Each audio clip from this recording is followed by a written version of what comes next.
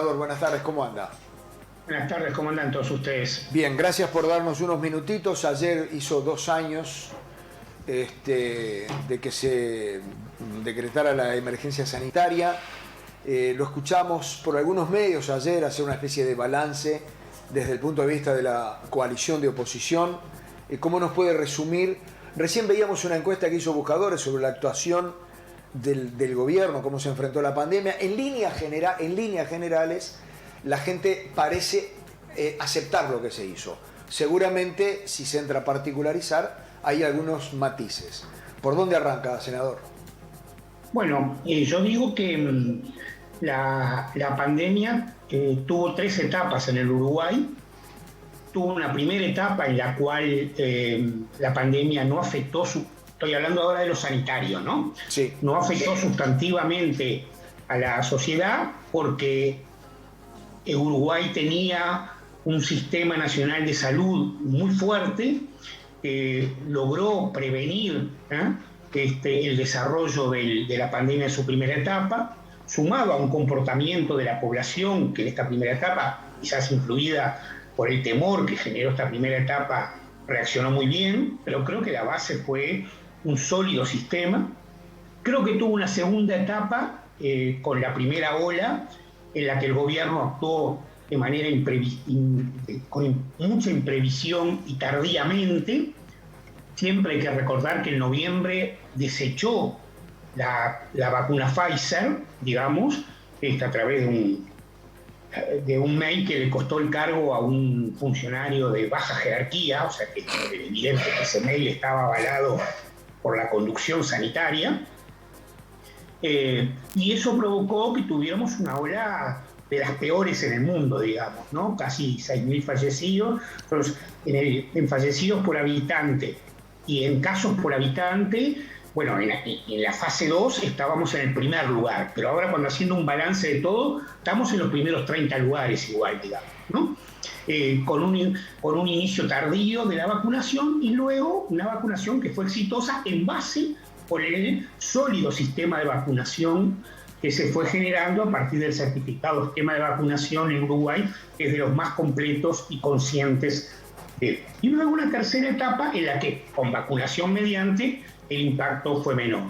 O sea que en el balance, yo creo que, el ministro mismo en la interpelación reconoció que hubo muertes evitables en la segunda ola, lo dijo, eso está publicado en las actas del Senado. Creo que en el balance lo ayudó mucho el sistema, lo ayudó mucho el comportamiento, pero en la primera ola, o sea, la segunda etapa, se actuó con una imprevisión y es difícil hablar de una estrategia exitosa cuando hay 7.200 personas fallecidas, una gran parte de ellas, repito, reconocida por el ministro, evitables, que podrían no haberse hecho. Claro, ese es mi balance sanitario. Económica, especialmente, ya lo he dicho muchas veces, un desastre, ¿no? Es decir, 0 políticas económicas, 1.5, 1.9 de gasto en el fondo COVID en 2 años, un proceso de reducción de ingresos, salarios y jubilaciones. Yo creo que el balance de los 2 años de la pandemia se resume en 2 frases que nosotros siempre, yo por lo menos usé mucho siempre, que es: en el 20 a casi todo el mundo le fue mal y por lo tanto se socializaron las pérdidas. En el 21 la economía se recuperó muy bien, pero la mayor parte de los hogares, lo dicen los datos, cayeron su ingreso, particularmente salarios y jubilaciones, o sea que se privatizaron las ganancias. Mientras que en el primer año todos tuvieron que pagar el costo del problema, en el segundo año, cuando la economía ya podría haber repartido de manera importante los frutos del crecimiento, los ingresos de la mayoría siguieron cayendo y solo un pequeño grupo de muy, muy ricos lograron en el segundo año beneficiarse del crecimiento económico. Senador, al principio se especulaba, según quien se lo dijera a uno, con la cuarentena obligatoria. El gobierno apeló a lo que llamó la libertad responsable, con el diario del lunes o del domingo, por sacarle un poquito, porque esto no terminó todavía. ¿Se hizo bien? ¿Hubiera sido mejor la cuarentena obligatoria, viendo los ejemplos de otros países? el análisis de la cuarentena obligatoria en todo caso corre por cuenta de quienes lo plantearon. Ajá. El documento que el Frente Amplio entregó el 31 de marzo del 2020 y repitió el 19 de febrero del 2021 al presidente, hablaba de una restricción de la movilidad por 3 semanas, con un pago de renta básica a todos los que quedaban incluidos en ella, y una cierta reducción de la movilidad más obligada en sectores con altas comorbilidades. Eso fue lo que se planteó, y eso es lo que a nuestro juicio debía haberse hecho entre febrero y marzo del 21, y eso es lo que el ministro reconoció, que la no reducción de la movilidad en febrero-marzo provocó muertes en el. O sea que yo estoy en el nivel medio. No es dicotómica la opción entre cuarentena obligatoria y libertad responsable. Se podrían haber tomado medidas de reducción de movilidad sin que implicara cuarentena total. Claro. Por lo menos el Frente Amplio así no lo planteaba. Y repito, no se hizo, yo esto lo he dicho varias veces, no se hizo porque no se quiso gastar plata en proteger a los sectores que iban a ser impactados pero por algo estamos en el lugar 128 de gasto fondo COVID sobre el PBI en 146 países. No es en vano que estemos en un lugar tan malo desde el punto de vista del apoyo a la gente durante la pandemia. A propósito, senador, y hablando de temas económicos financieros, ¿hubiera sido posible esa famosa renta básica? Porque se argumentó problemas financieros o económicos para aplicarla. Bueno, depende cómo se hubiera dado, pero eso en nuestros cálculos, eso andaba en el orden de los 70, 80 millones de dólares por mes. Vamos a suponer, nosotros lo habíamos propuesto primero por 3 meses y a evaluar, pero vamos a suponer que hubiera sido por el periodo más duro, o sea, estamos hablando del primer semestre del 21, estamos hablando de 500 millones de dólares, eso implicó gastar un punto del PBI, y ¿sabe cuánto menos gastó el gobierno que su propia meta fiscal? 0,7 del PBI. O sea, el gobierno gastó 0,7% del Producto Bruto Interno menos que lo que ella misma se propuso gastar en el año 21. O sea que, aún casi cumpliendo su regla fiscal, hubiera podido dar ese punto más del PBI, que vean, repito, 6 meses de renta básica para todos los ciudadanos que estaban en problemas. O sea, era absolutamente viable. Usted dijo al pasar, senador, que la economía del país el año pasado tuvo una notable recuperación. ¿Apoyada en qué? ¿El gobierno tuvo alguna participación en esa recuperación? Bueno, esta es una muy buena pregunta. Yo diría, es difícil hacer modelos econométricos de esto, ¿no? Sí. Jorge lo sabe, pero yo diría que un 70-75% por condiciones internacionales, pero también no caigo en la tentación de decir todo fue porque le vino bien de afuera. No caigo en esa tentación, no me parece correcto esta apreciación.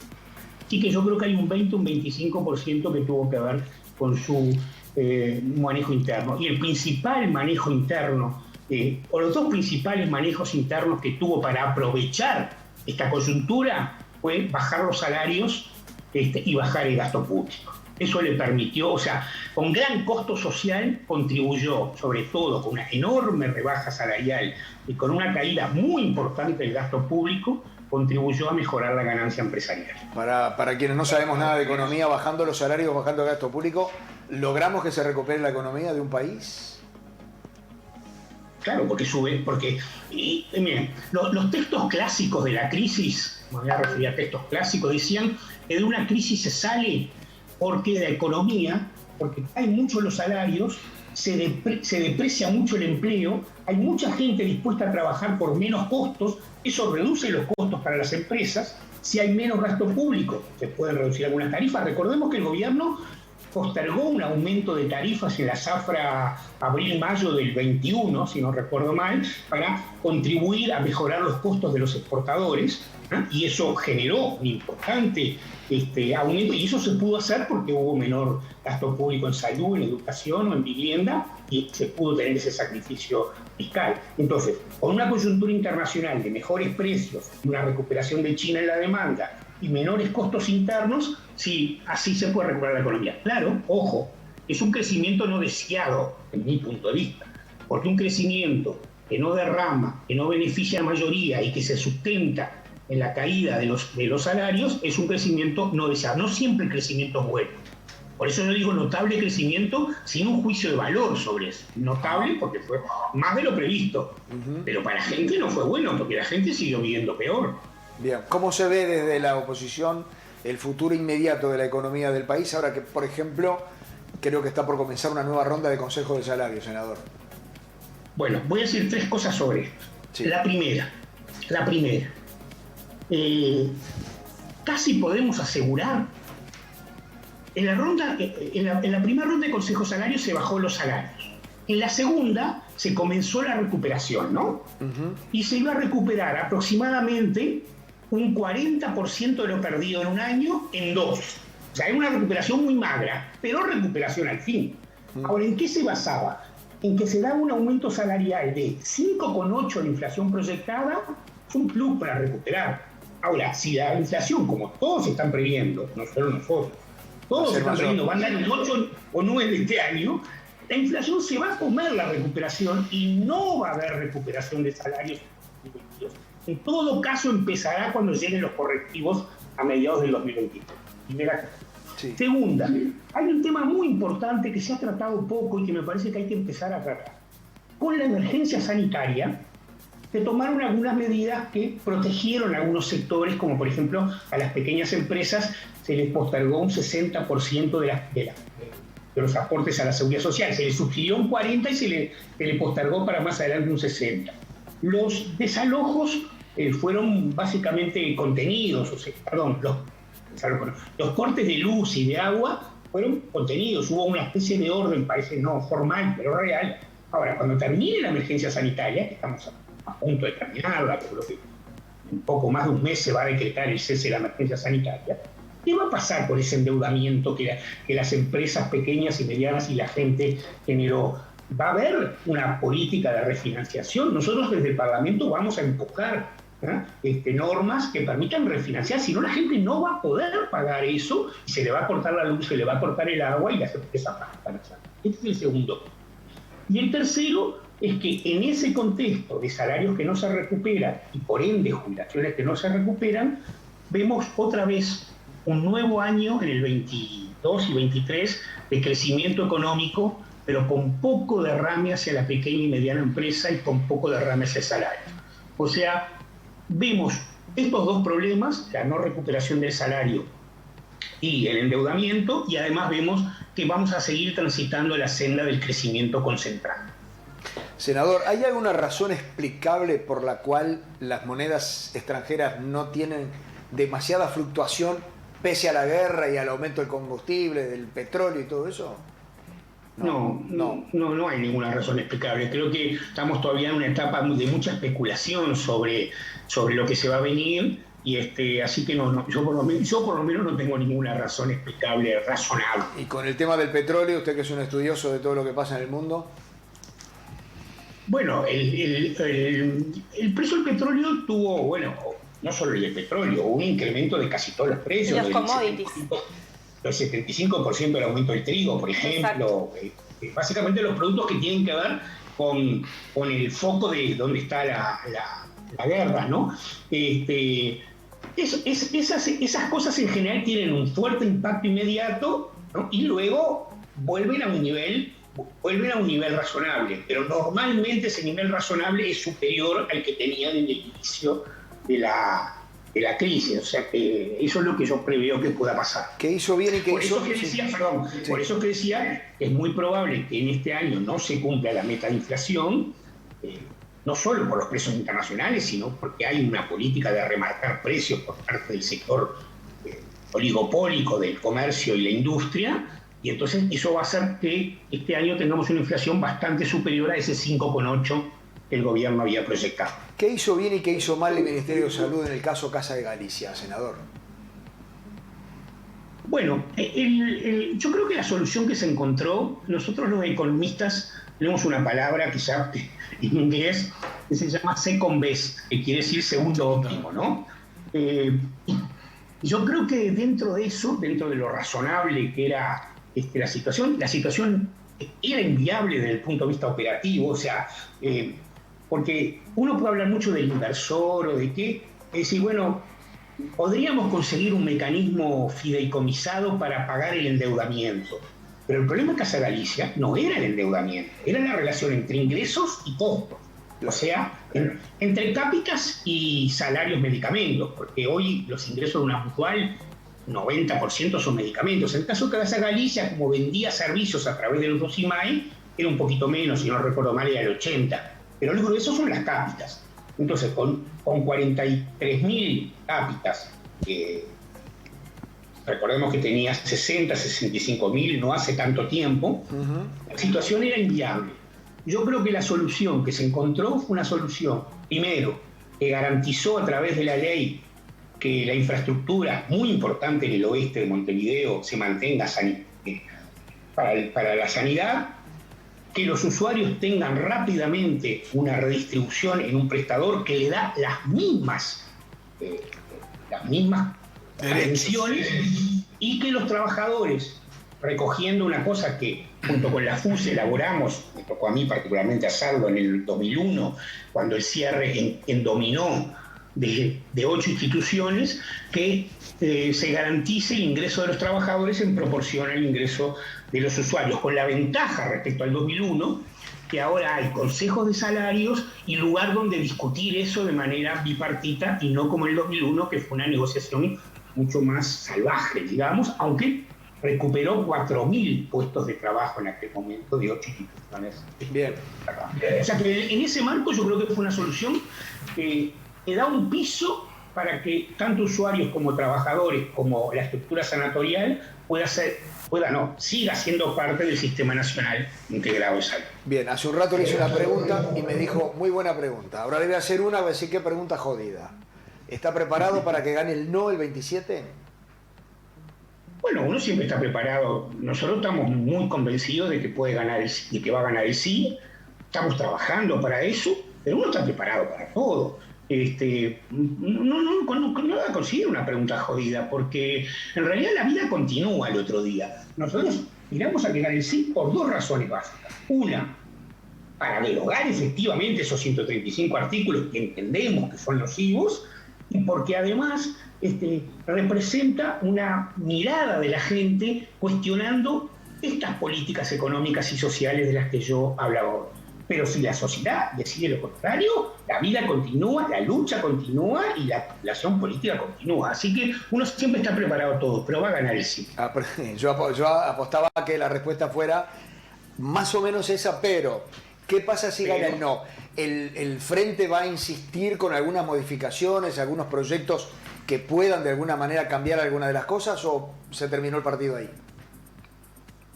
Bueno, lo que pasa es que muchas de las cosas que están ahí, como por ejemplo la participación de los docentes en el consejo y demás, son normas que hay que pensar en nuevas leyes para hacerlo. Bueno, si tenemos la oportunidad, lo haremos. Pero yo creo que si gana el no, hay otra preocupación que es importante. Cuando el gobierno asumió, e incluso lo incluyó en la LUC, ¿no?, una reforma de la seguridad social y una reforma del mercado de combustibles. Para eso la LUC creó en 2 artículos, uno está en cuestión y otro no, 2 comisiones de expertos. Y las comisiones de expertos dicen que en el caso de la seguridad social hay que aumentar la edad de retiro a los nacidos de 1966 en adelante, la gente que lleva más o menos 30 años de trabajo, y que hay que reducir la tasa de reemplazo. Y en el caso del mercado de combustible dice que hay que eliminar el subsidio al supergas, que hoy dice ese documento que es un 72% por encima del precio de venta. En octubre, cuando el gobierno recibió esos dos documentos, dijo, bueno, esto vamos a ver, es una opinión de expertos, no es la opinión mía, cuando son los expertos designados, obviamente, por el propio gobierno. Los encajonó. No es imposible pensar que si el gobierno se envalentona por ganar el referéndum, va a ir para adelante con estas 2 reformas altísimamente nocivas, ya no para un pequeño sector de la sociedad, para la mayoría, porque la mayoría consume supergas y la mayoría que hoy está en el mercado de trabajo nació después de 1966. Senador, ¿por qué no han estado estos temas en los debates? porque contribuirían al triunfo del sí, porque son negativos para la opinión pública. O sea, si el gobierno dijera la opinión de los expertos es mi opinión, estaría diciendo hay que aumentar la edad de retiro, hay que bajar la tasa de reemplazo y hay que eliminar el subsidio al supergas. Pero no lo ha usado el Frente Amplio tampoco a su favor.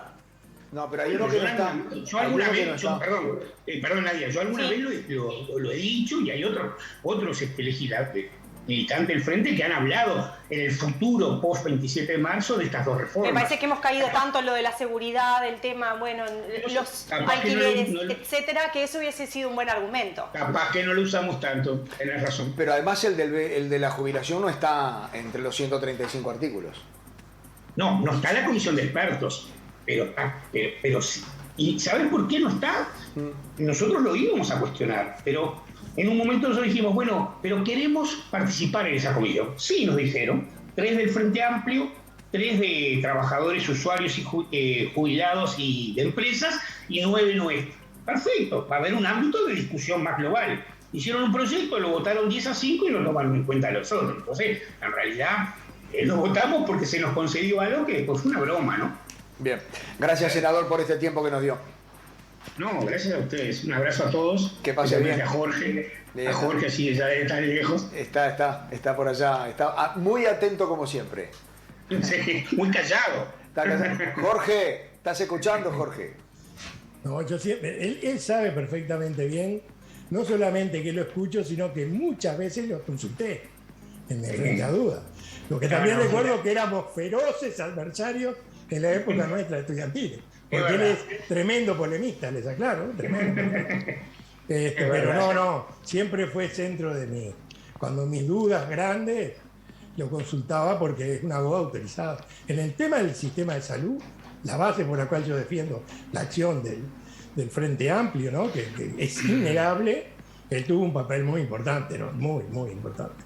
Bien, gracias. Abrazos a todos. Chao, que pasen bien.